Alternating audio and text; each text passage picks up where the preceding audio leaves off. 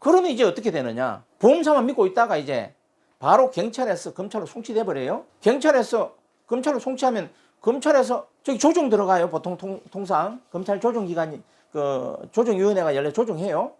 근데 계속 우겨. 자기는 가입은 한도 1억 걸어 나누고 지금 3천 이야기를 하고 있는 거예요. 그럼 결렬돼요. 자, 그럼 어떻게 되느냐? 그냥 합의 없이 다리 절단에 검찰은 기소해버려요. 그럼 공판 검사가 얼마 할 것 같아요? 네, 그렇게 해가지고 재판부에 그냥 실형 나올 수 있어요. 다리 잘렸는데, 중상에 다리 잘렸는데 합의 안 이루어졌어. 실형 받을까요, 안 받을까요? 벌금이 2천만 원 미만 5년 이하의 징역이에요. 이거는 제가 저기 뭐 경험칙으로 보면 집행유예 안 나와요. 그냥 실형이에요. 이거는 합의 안 보면. 중상에 다리 잘렸는데 남 인생 맞췄는데 행사비도 안 받았어. 그냥 이건 실형이야. 그냥 검구형 내가 봐서 1년 나와요. 그때 이제 겁먹는 거야. 그럼 저쪽엔 독을 나 있어요. 검사는 이러면 이제 구형 한 3년 해버려요. 검고 3년 때려버린다, 구형. 재판부는 합의 보래. 안 하면 실형 때린다고 이제 겁줘요, 판사가. 맞잖아요, 재판부에서. 그러면 이제 피해자 입장에 기체등등해져 버리는 거야. 그러면 물러섬이 없어.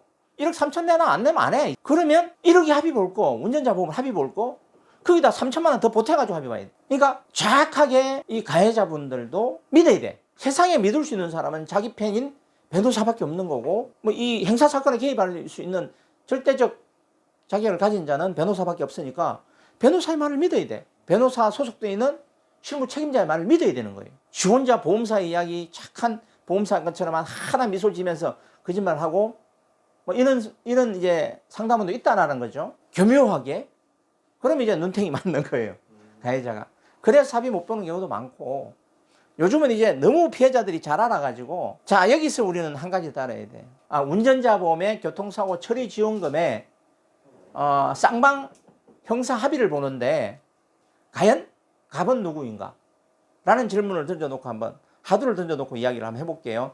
갑은 누구인가를 알면 모든 것은 해결이 돼요. 집을 팔다가 분쟁이 생겼는데 갑이 누구인지만 알면 해결할 수 있어요.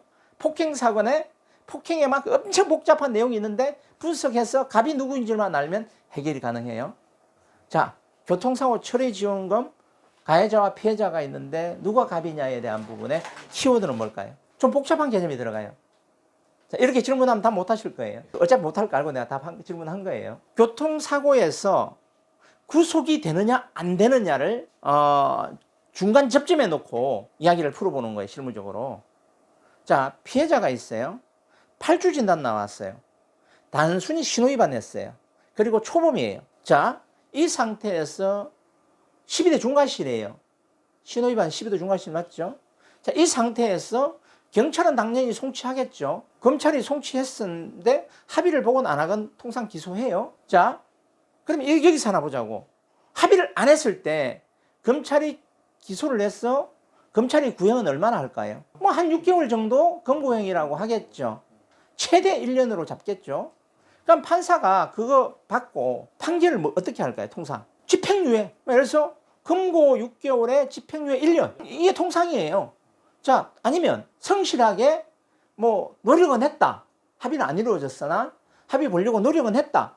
그러면 최대값은 벌금형까지도 나올 수 있어요. 근데 벌금형까지는 기대하지 않아요.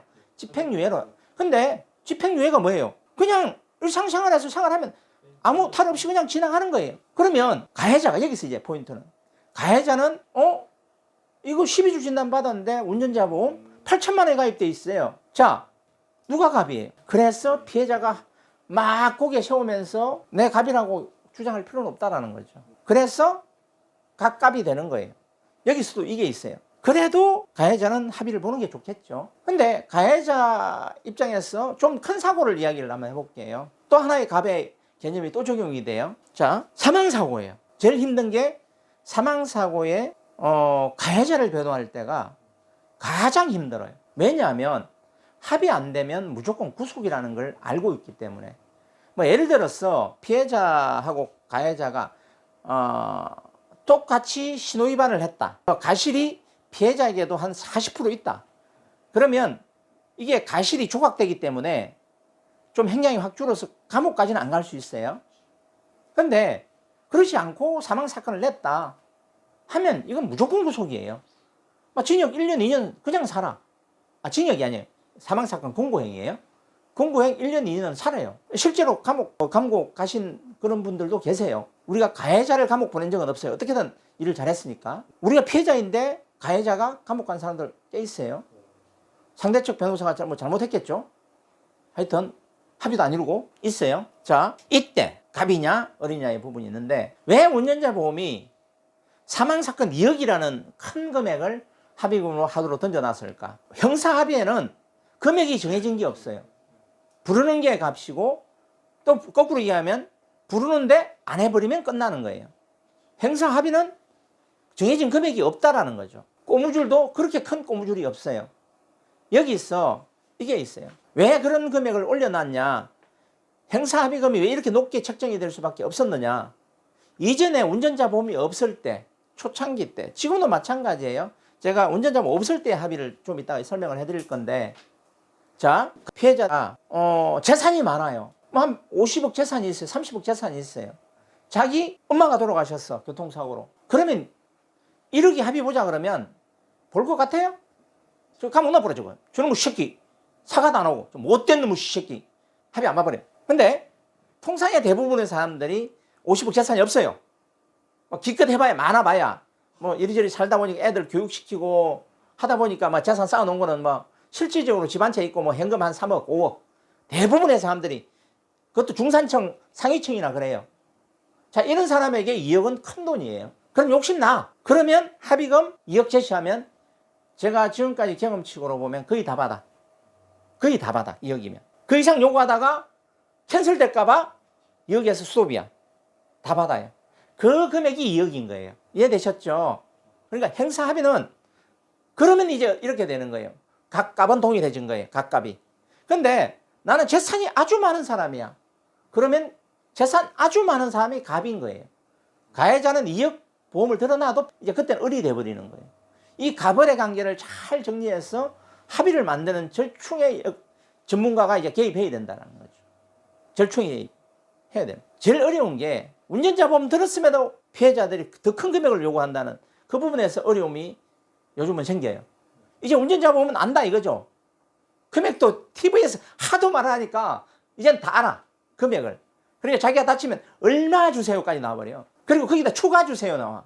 그러다가 이제 피해자분들이 갑이 아니라 을이 돼버리는 수가 생겨요. 합의 안 봐요? 내가 벌금 나오면 벌금 물고 공탁 나오면 공탁 줄게요. 옛날 운전자 보험에는 공탁금이 선입금 안 됐어요. 선지급 안 됐어요. 그러니까 합의를 안 보면 지가 생돈을 또 만들어야 되는 거야. 공탁금을 넣어야 된단 말이죠. 이해되셨죠? 생돈 만들어야 되니까 어떻게든 합의를 봤어야 돼. 보험사가 이제 영리해진 거지. 공탁금은 적게 넣는 거 아는 거지. 법원에다가. 운전자 교통사고 처리 지원금보다. 그리고 공탁금은 금액을 좀 더 적게 적어놔서 한 반 정도 해놨어요. 그럼 보험사는 유리해요? 안 유리해요? 유리한 것만 잘 찾아 넣는 거지. 공탁금도 이제 선지금 해버려. 50%죠? 그러면 먼저 50% 줘버려요. 공탁 걸어버리는 거예요. 그러면 이제 피해자 좀 고민해. 이걸 받을 것인가 말 것인가. 안 받아도 재판부는 이 사람의 노력을 인정해버려요. 그럼 구속될 거 집행유예로 빠져. 그러면 흘러등 까져버리는 거예요. 피해자는. 진짜 못된 놈도 만났어요. 법정에서 시시 갈구면서 합의 안 봐버려요. 지금 5천만 원 운전자 보험이 들었는데 2천만 원 합의 보자고 했는데 안 보니까 씩씩 웃으면서 피해자분을 갈궈버려요. 법정에서. 근데 판사가 집행유예 때려버렸어. 아니, 공탁적 2천만 원 하고 그냥 5천만 원 운전자 보험 가입했는데 2천만 원 합의 본다고 끌어놔놓고는 안 하니까 1천만 원 공탁 걸고 판결을 집행유예 받아버렸어. 이 가해자, 법정에 피해자가 가 있었는데 씩 갈구면서 웃으면서 나가버려요. 다치기는 피해자 고통스럽게 얼마나 한이 맺히겠어요. 거기에 대놓고 가해자 이 못된 놈 갈구면서 웃으면서 피식 웃으면서 가버려요. 이런 경우도 생긴다는 거예요. 그러니까 저는 이제 실무 경험칙에서 봤을 때는 변호사의 또는 변호사 사무 책임자들의 이야기를 믿어라. 그리고 그 행사비의 정권을 넘기는 게 낫다.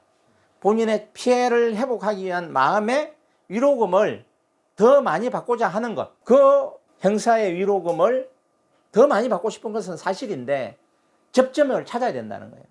그래서 피해자들이 착각하는 부분은 내가 갑이라는 생각을 무조건 가지면 안 된다라는 거죠. 제가 아까 갑은 누구인가라는 하두를 던지고 왔는데 이제 지금 갑이 누구인가에 대한 내용은 어느 정도 정리가 됐을 거예요. 그래서 피해자가 갑도 아니고 가해자도 갑도 아니다. 행사합의에서는. 왜냐하면 행사합의의 금액이 정해진 게 아니기 때문이다.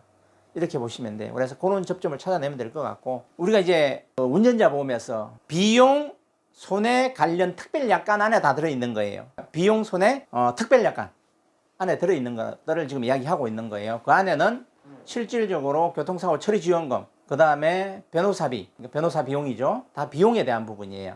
교통사고 처리지원금도 비용이라고 보면 되는 거고, 그 다음에 공탁금도 비용에 들어가는 거예요. 그 세 가지만 집중 설명을 드리는 거고, 이제 가해자와 피해자의 서로 그 합의에 의한, 행사 합의에 의한 금액 책정 또는 보험금 청구 뭐 이런 분쟁에 대한 부분들이 좀 이제 만들어졌는데, 좀 더 깊이 들어가 버리면 시간이 많이 들어가야 돼요.